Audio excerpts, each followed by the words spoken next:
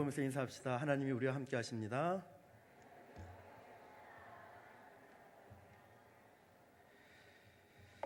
네.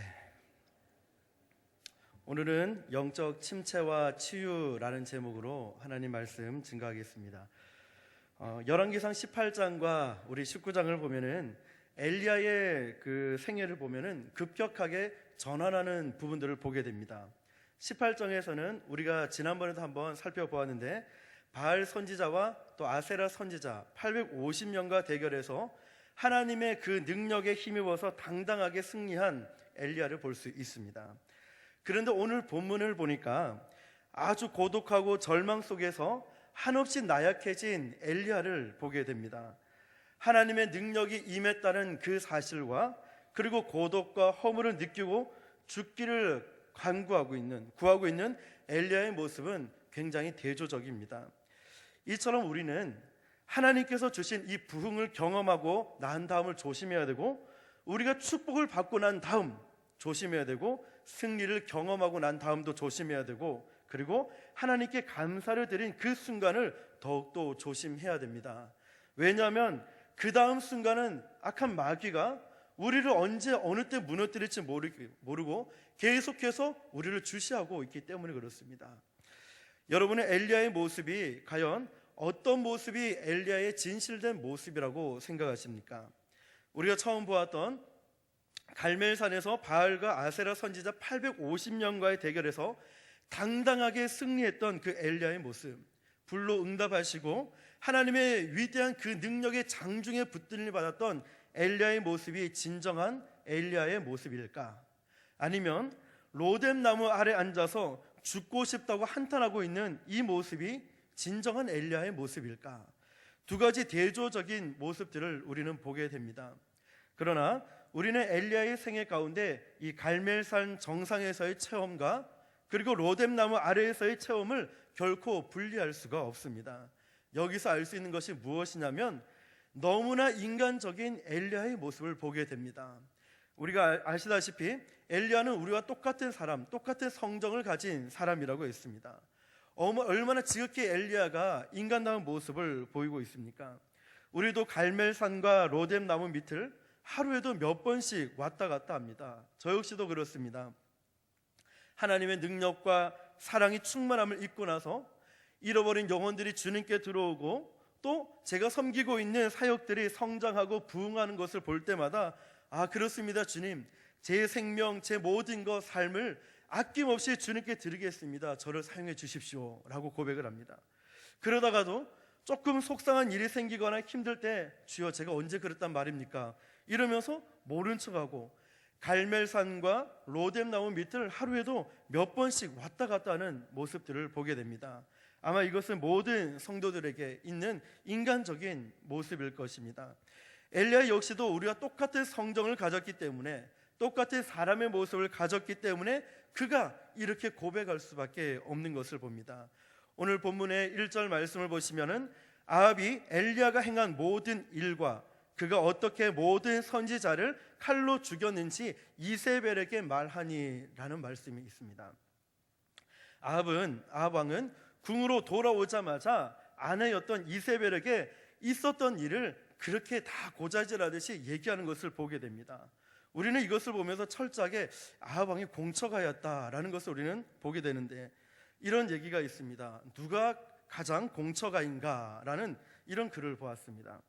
진정한 공처가를 가려내기 위해서 어떤 사람이 빨간색 깃발과 노란색 깃발을 꽂아놓고 수없이 많은 사람들에게 몰려든 공처가들에게 심판관이 이렇게 얘기했습니다.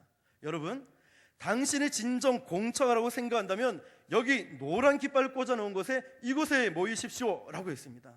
거의 대부분 모든 사람들이 여기 노란 깃발 꽂아 있는 사람들을 몰려갔습니다. 그런데 반대편을 보니까 빨간색 깃발 밑에 외롭게 혼자 한 명이 서 있는 것입니다. 심판관이 물어봤습니다. 아니 여보세요, 당신 혼자 왜 그쪽에 계십니까? 라고 했을 때 그가 뭐라고 대답했겠습니까? 내 아내가 사람이 많이 모이는 곳에는 가지 말라고 했어요. 이처럼 아내의 말을 잘 들었던 공처가였습니다. 아합도 아마 그런 공처가였지 않았나 싶습니다.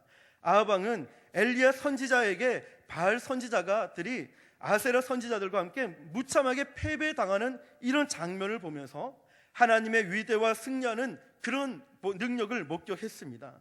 그런데 아합 왕은 하나님이 어떻게 역사하고 어떻게 일을 하셨는지에 대해서는 말하지 않는 것을 보게 됩니다. 이 말씀은 우리가 지난번 때 18장에 보았듯이 아합은 가뭄이 그치고 비가 내릴 때 하나님 능력, 비가 오는 것에 전혀 관심이 없고, 비가 온다고 하니까 아합 왕이 어떤 것을 취했습니까? 먹고 마시러 올라갔다라고 했습니다. 그는 아직도 하나님에 대한 진실된 고백이 없고 하나님의 능력, 무엇을 행하든지 관심조차도 없는 것을 보게 됩니다.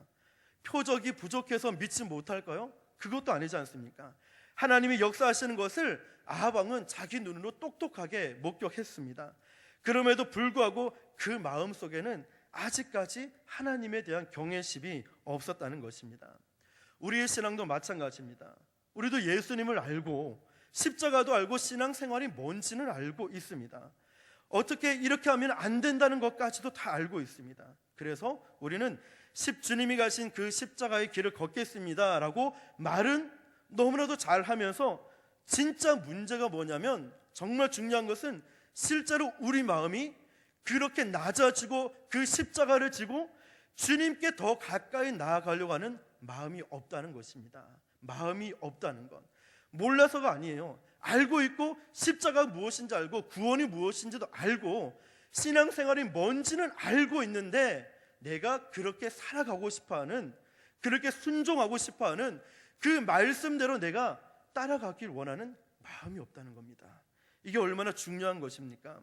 말씀을 들으면서 찔리는데 내 마음밭이 돌짝밭인 거예요. 떨어지긴 떨어지는데 뿌리를 내리지 못해요. 가시 떨긴 거예요. 잘하는 것 같은데 조금만 시험만 오면은 또 꺾여버린다는 겁니다. 그래서 사도 바울은 표적으로 기독교 신앙을 입증하려 하지 않았습니다. 고린도전서 1장 22절 23절 보니까 유대인은 표적을 구하고 헬라인은 지혜를 찾으나 우리는 십자가에 못 박힌 그리스도를 전하니 유대인에게는 거리끼는 것이요 이방인에게는 미련한 것이니라. 표적과 지혜를 구하지만, 많은 세상 사람들이 그런 능력 행함을 구하지만, 정말 중요한 것이 무엇입니까? 십자가에 못 박히신 예수 그리스도. 할렐루야.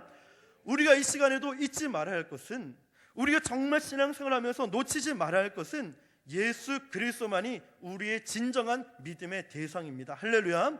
우리가 자랑할 것이 무엇입니까? 예수 그리스도. 우리의 삶의 목적이 무엇입니까? 예수 그리스도. 내가 헌신하고 봉사하고 충성하는 목적이 무엇입니까? 예수 그리스도.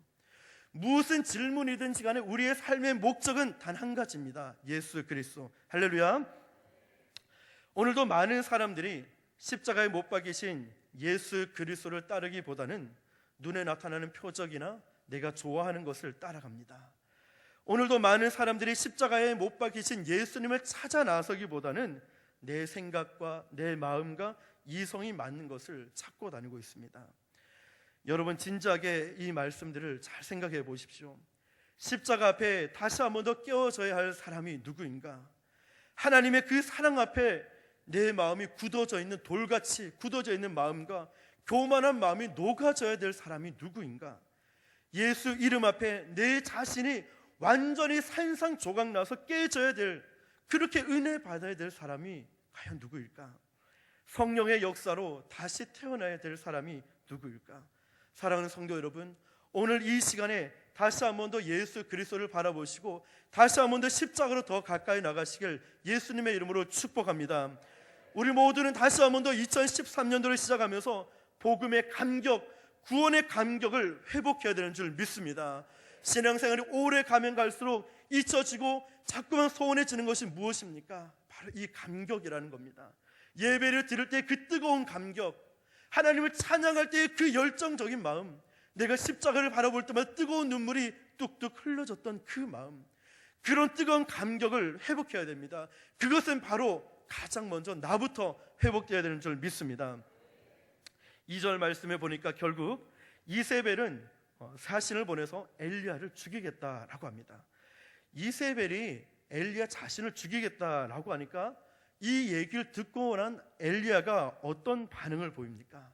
우선 엘리야는 얼마 전까지만 해도 갈멜산 정상에서 850명과 싸웠던, 당당하게 싸워서 승리했던 그런 하나님의 사람이었습니다.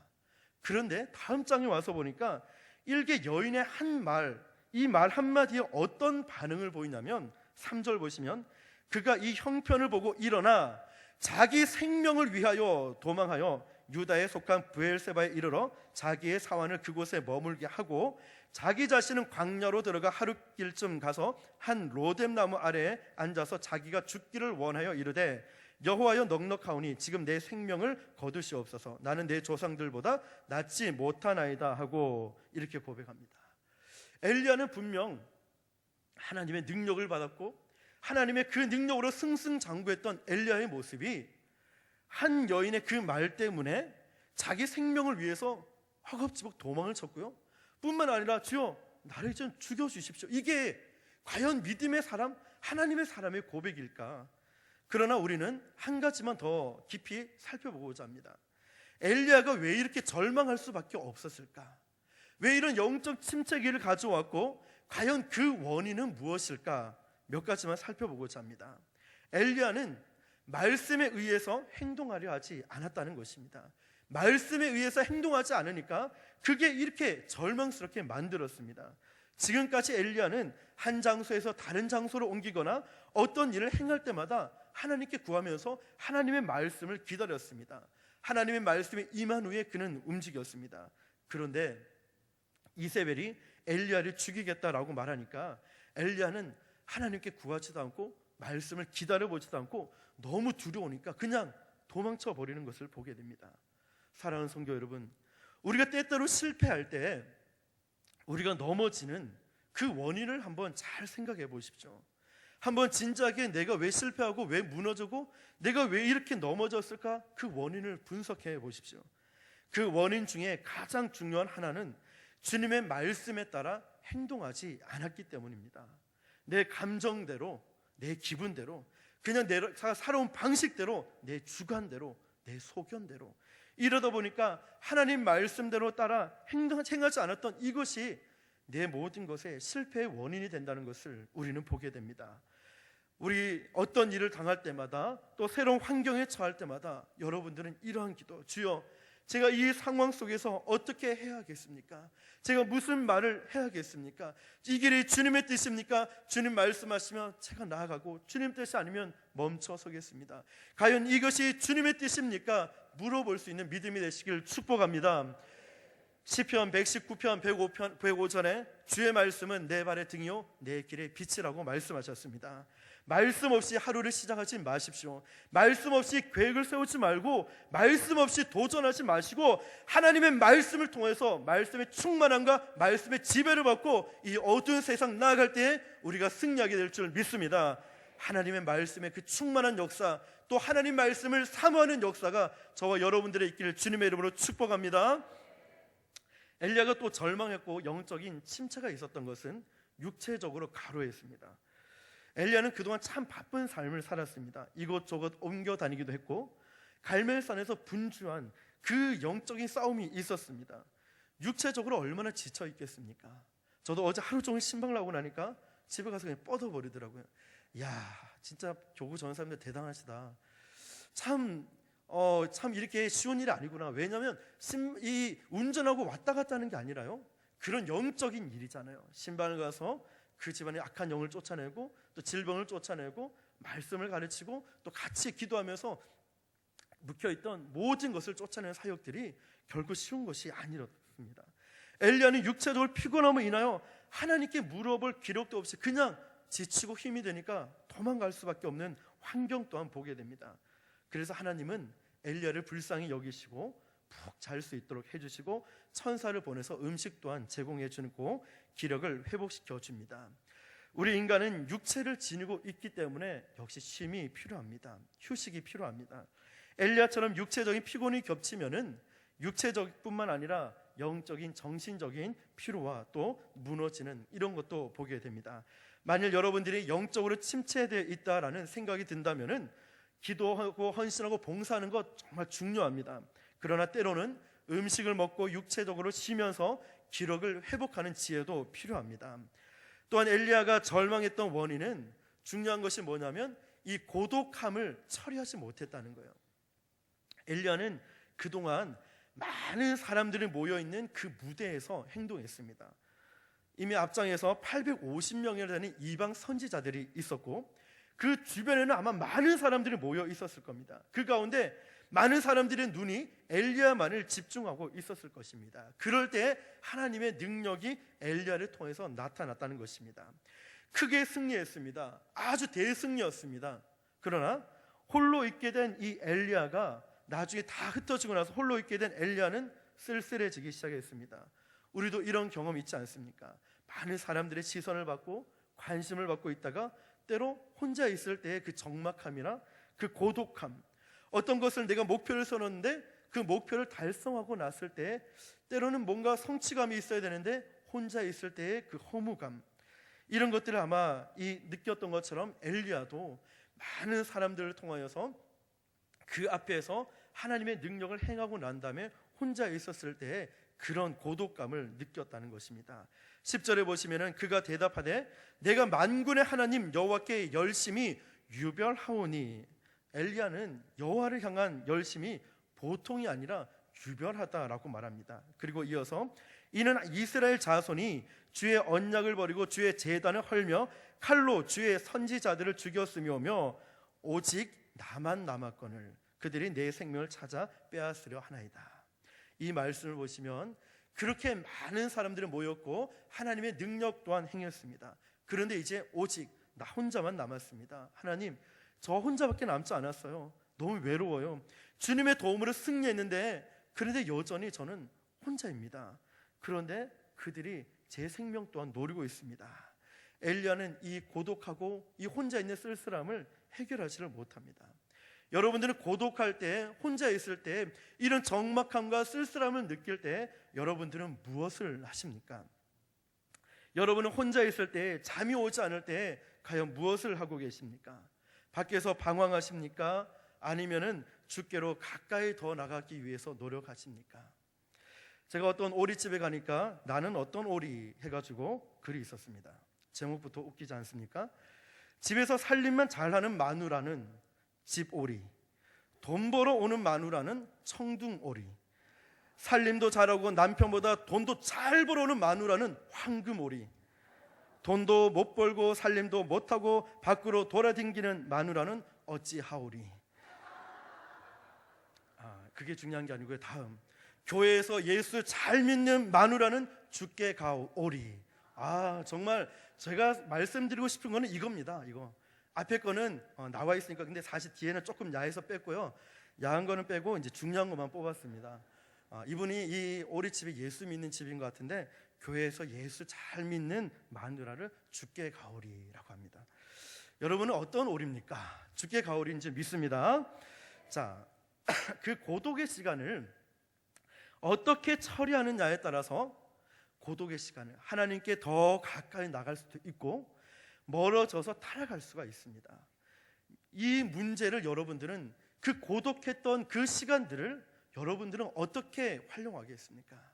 우리는 누구에게 배워야 되냐면 바로 예수 그리스도, 예수님의 우리의 모든 삶의 모범을 보여주셨던 예수님.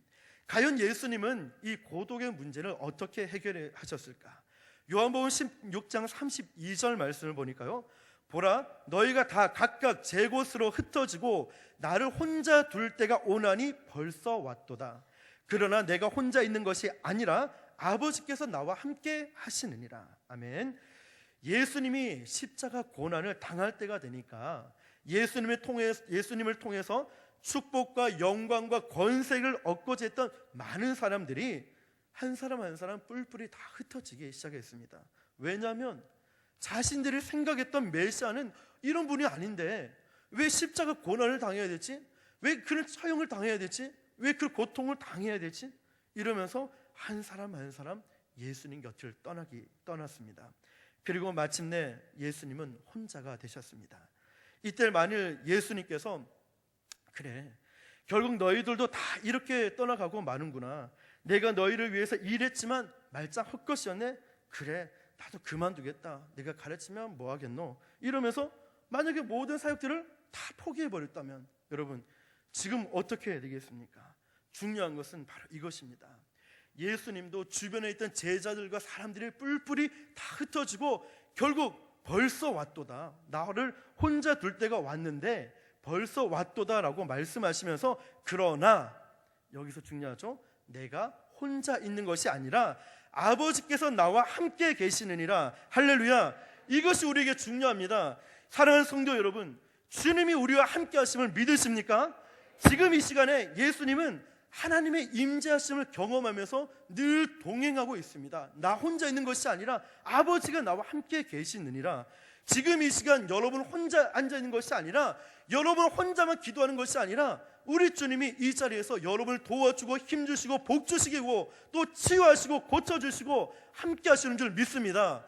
이 시간에도 여러분이 간구하는 것마다 응답하시기 위해서 여러분을 바라보시는 줄 믿습니다. 이 사실을 절대로 잊지 마시길 바랍니다. 주님이 나와 함께 하신다. 우리 주님이 나와 함께 하신다. 전능하신 하나님이 나와 함께 하십니다. 할렐루야. 주님이 나와 함께 하시는데 왜 실망하십니까? 왜 낙심하고 왜 주저앉습니까? 전능하신 하나님, 나에게 힘을 주시고 모든 것을 해결해 주신 하나님이 지금 이 시간 나와 함께 하시는데 왜 주저앉아 있습니까? 일어서야 됩니다. 다시 한 번 더 용기를 내고 힘을 내어야 됩니다. 엘리야가 절망에 빠진 이유는 하나님을 바라보지 않고 환경을 바라보았습니다. 3절에 그가 이 형편을 보고 일어나, 말씀 보십시오. 자기 생명을 위해 도망을 갔고 유다에 속한 브엘세바에 이르러 자기의 사환을 그곳에 머물게 하고, 엘리야는 이세벨이 자기 목숨을 빼앗아서, 즉 자기를 죽이겠다라고 하니까 그 사실을 알고 무척 두려워했습니다. 그 상황이 자신에게 너무너무 크게 부각이 되니까 이때까지 믿어온 하나님의 그 능력을 순식간에 망각해버립니다. 사랑하는 성도 여러분, 우리도 정말 인간적인 생각을 보면 참 공감이 가는 말씀입니다. 내가 이렇게 헌신하고 봉사하고 열심히 잘하고 기도도 많이 하고 예배도 잘 드리는데 어느 순간 나에게 시험이 와요. 억울한 누명이 쓸 때도 있고, 아니면 정말 공갈 협박을 당할 수 있고, 손해도 볼 수 있고, 아니면 정말 나태해지고 내가 낙심할 때도 있습니다. 그런데 그게 너무 크게 와닿으니까 그 전에 보여줬던 기적과 표적과 하나님의 함께 하심은 온데간데 없어지고 문제만 보이는 거예요.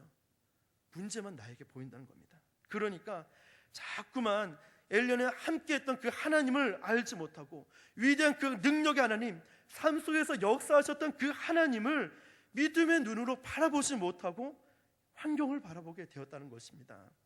이것이 바로 위기 속에서도 실패하게 되었고 엘리야가 영적인 침체의 늪으로 들어가게 된 원인이 되었다는 것입니다. 성경을 보면은 하나님의 백성들이 실패할 때는 항상 그런 이유로 실패하게 됩니다. 예수님을 잘 바라보면 문제가 없는데, 하나님은 바라보면 문제가 없는데 시선을 돌리고 방향을 돌리고 사람과 환경을 바라보니까 다 실패하고 넘어지는 것을 보게 됩니다. 홍해에서 우왕좌왕하던 이스라엘 백성들, 모세를 원망하고 그들이 하나님을 바라보지 않고 환경을 바라보니까 계속 원망하는 것을 보지 않습니까? 물 위를 걸어가던 베드로를 보십시오. 예수님을 바라보고 똑바로 걸어갔을 때는 문제가 없는데 밑을 바라보니까 파도 치는 것을 보니까, 그가 환경에 보니까 물속에 빠지는 것을 보지 않습니까? 사랑하는 성도 여러분, 여러분의 시선은 지금 무엇을 바라보고 계십니까? 하나님 아버지의 마음, 아버지 당신의 마음이 있는 곳에 내 마음이 있고, 당신이 바라보는 그 시선에 나도 바라보길 원하고, 당신은 눈물이 고인 곳에 내 눈물도 고이길 원하고, 주님의 그 마음이 있는 곳 어디라면 내 마음도 함께 가고 함께 바라보고 함께 있길 원하는 것이 저와 여러분의 마음이 되길 축복합니다. 우리가 바라보아야 할 것이 바로 이것입니다. 여러분의 시선이 늘 주님께만 머물 수 있도록 기도하시길 바랍니다. 주님만 바라본다면 어떤 어두움과 어떤 일들이 있다 할지라도 잠시 더디 가는 것처럼 보일지 몰라도 우리는 반드시 실패하지 않고 승리하게 될 줄 믿습니다. 여러분들이 2013년도에 여러 가지 계획과 목표가 있겠지만 저는 한 가지 더 추가해서 말씀드리고 싶은 것은, 여러분의 2013년도의 목표와 계획 중에 하나가 정말 항상 오직 예수 그리스도만을 바라보는 것이 여러분의 목표가 되시길 축복합니다. 항상 오직 예수 그리스도만 바라보시길 축복합니다. 네, 이제부터 하나님께서 이런 엘리야를 회복시켜 주는 것을 보게 됩니다. 엘리야는 자기 목숨이 위태로운 것을 보고 너무 두려워서 하나님의 말씀이 없었는데 그냥 도망쳐 버렸습니다. 물론 육체도 굉장히 과로해 있었고 혼자 있는 그 시간을 이겨내지 못하고 환경을 바라본 것이 그가 실패하게 되었고 영적인 침체를 가져왔던 것이 원인이 되었습니다.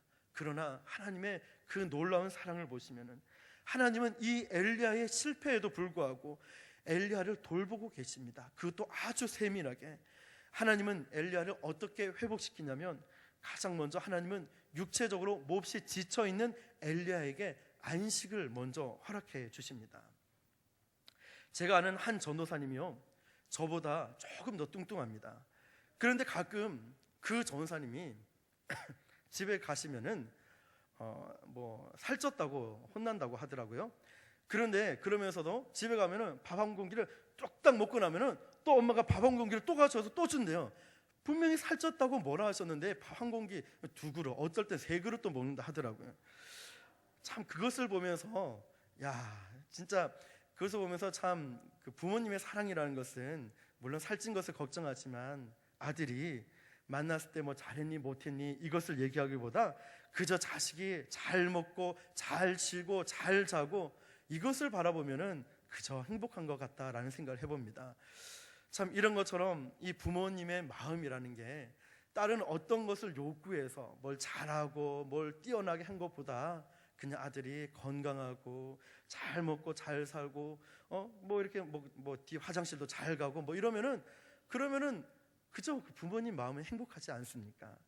하나님께서 그동안 분주했던 그 엘리야에게 제일 먼저 어떻게 역사를 하시냐면 5절에 보면 로뎀나무 아래에 누워 자더니 있죠. 엘리야는 로뎀나무 아래에서 누워서 잠을 잡니다. 그리고 천사가 그를 어루만지시며 그에게 이르되 일어나서 먹으라 하는지라.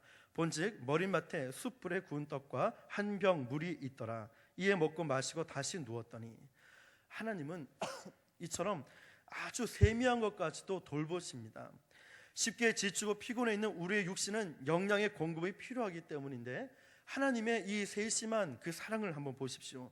그리고 하나님은 천사를 보내어서 엘리야를 어루만지게 해주십니다. 7절에도 여호와의 천사가 또다시 와서 어루만지며 이르되 일어나 먹으라. 내가 갈 길을 다 가지 못할까 하노라 하는지라.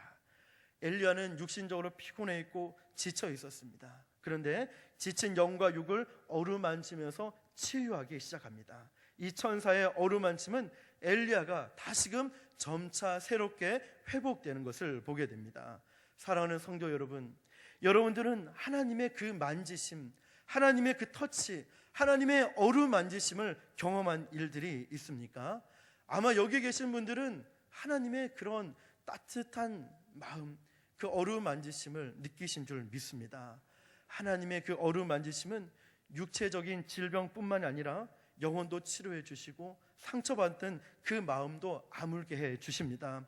사랑하는 성도 여러분, 오늘 이 시간 하나님께서 저와 여러분들의 마음을 만지시고 상처를 치유해 주시고 때로는 소외감 때문에 힘들고 또는 어떤 때는 열등감 때문에 지쳐있고 아직도 치유되지 않는 그런 아픔이 있다면, 제거되지 않는 그 쓴뿌리가 있다면 하나님의 성령의 만지심이 있기를 예수님의 이름으로 축복합니다. 그리고 여러분들은 그것을 사모하시길 바랍니다. 계속 내 마음에 이 말씀이 부딪히면 안 돼요. 자꾸만 이 말씀이 튕겨나가면 안 된다고요. 계속 돌과 같이 내가 몇십 년을, 내가 몇 년을, 내가 지금까지 어떻게 살아왔는데 이러면서 꽉 부여잡고 있으면은 하나님이 그 마음속에 역사할 수가 없어요. 마음에 뿌리를 내릴 수가 없다는 거예요. 말씀이 뿌리가 내리지 않는 거예요. 자, 하나님의 엘리야에게 이제 8절 보시면 호렙산으로 인도하십니다. 이에 일어나 먹고 마시며 그 음식물의 힘을 의지하여 40주 40야를 가서 하나님의 산 호렙에 이르니라. 이스라엘 백성들에게 있어서 호렙산은 특별한 의미를 지니고 있는 산입니다.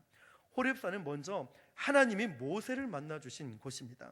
모세가 미디안 광야에 있을 때 하나님이 모세를 호렙산으로 인도하셔서 이스라엘 백성들을 애굽 땅에서 구출해 낼 사명을 주셨고, 거기서 모세는 그동안 잊고 있었던 하나님과의 교제가 회복됐고 또 하나님의 음성을 들었고 하나님과의 영광스러운 교제가 그곳에서 회복되었습니다. 바로 엘리야를 하나님께서는 그 호렙산으로 인도하셨던 것입니다. 여러분도 절망 속에 빠져서 슬프고 괴로운 마음이 있을 때마다 이것저것 세상으로 나가는 것이 아니라 가장 먼저 주님께로 달려오시길 바랍니다. 떨기나무 불꽃 가운데서 모세에게 말씀하셨던 그 하나님의 음성을 가장 먼저 들으시길 바랍니다.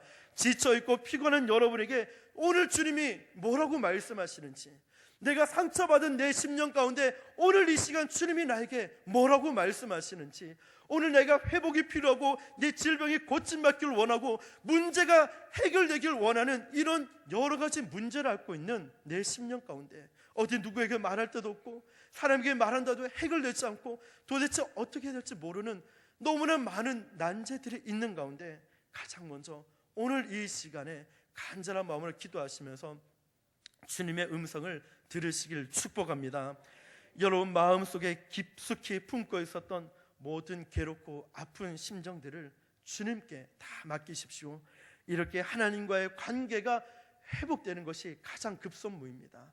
하나님과의 관계가 회복되는 것이 우리 삶의 모든 것이 회복되는 줄 믿습니다. 예배가 회복되는 것이 우리의 삶이 회복되는 것입니다. 오늘도 주님과의 관계가 다시 한 번 더 뜨거운 열정, 주님과의 처음 사랑이 회복되는 여러분의 인생의 완전한 전환점이 되길 주님의 이름으로 축복합니다. 그리고 11절에서 12절 말씀을 보시면은 여호와께서 이르시되 너는 가서 여호와 앞에서 산에 서라 하시더니 여호와께서 지나가시는데 하나님께서 지나가십니다. 하나님은 그동안 자기 혼자 남았다라고 고독해하고 있었는데 이런 엘리야에게 하나님은 하나님의 임재하심을 가르치고 깨우치고 계십니다. 엘리야야, 너는 혼자가 아니야. 내가 너와 함께한다. 사랑하는 성도 여러분, 우리도 힘들 때 왜 나만 겪는 고난이냐고, 왜 나에게만 이런 아픔이 있고 왜 내가 하는 일마다 이러냐고 말할 때마다 우리 주님은 말씀하십니다. 왜 너 혼자야? 왜 너 혼자야? 왜 너만 겪는 고난이야? 그 끝에 있는 축복은 보이지 않니? 이 길에 내가 너와 함께하고 있다는 것을 보이지 않니? 내가 너와 항상 함께하고 있단다. 계속해서 보시면 여호와 앞에 크고 강한 바람이 산을 가르고 바위를 부수나 바람 가운데 여호와께서 계시지 아니하며 바람 후에 지진이 있으나 지진 가운데에도 여호와께서 계시지 아니하며 또 지진 후에 불이 있으나 불 가운데서 여호와께서 계시지 아니하시더니 불 후에 세미한 소리가 있는지라. 아멘. 여러분 이 말씀을 잘 보십시오. 크고 강한 바람이 산을 가르고 바위를 부쉈습니다. 그러나 그 가운데서도 계시지 않았다 했고 바람 후에 지진까지도 났습니다. 굉장한 지진이 나왔을 때도 여호와는 그 지진에 계시지 않고 지진 후에 불이 났습니다. 그러나 불 가운데서 계시지 않았습니다. 이게 무슨 말입니까? 엘리야가 혼자라고 느낀 이유가 바로 이겁니다. 이전에 850명이나 됐던 여호와의 불이 떨어졌던 갈멜산에서 일어났던 그런 굉장한 사건들이 일어날 것이라고 기대했었거든요. 굉장한 사건들 아니면 초자연적인 역사가 일어날 것만 기대했습니다. 오늘 말씀처럼 강한 바람이 산을 가르고 바위를 부수고 지진이 일어나고 불이 나올 것 같았는데 우리도 보통 그런 표적을 구하잖아요.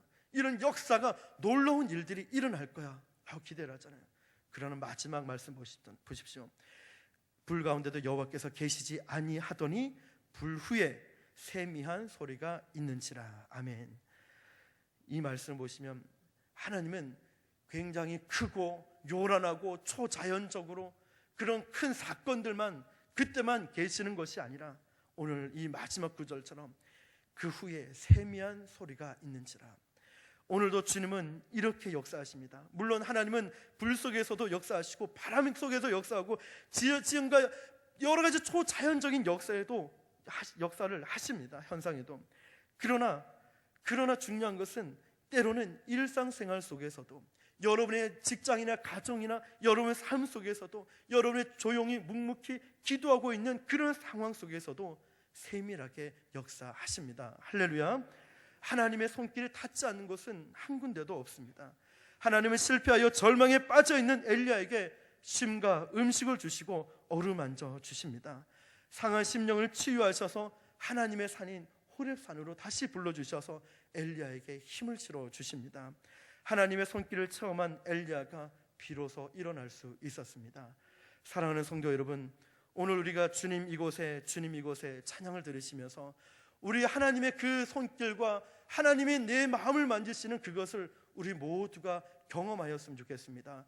우리 주님 이곳에 한번 찬양 들으시면서 우리 찬양팀도 나와주시고요, 여러분 마음을 간절한 마음으로 또 기도하며 나가십시다. 주님 이곳에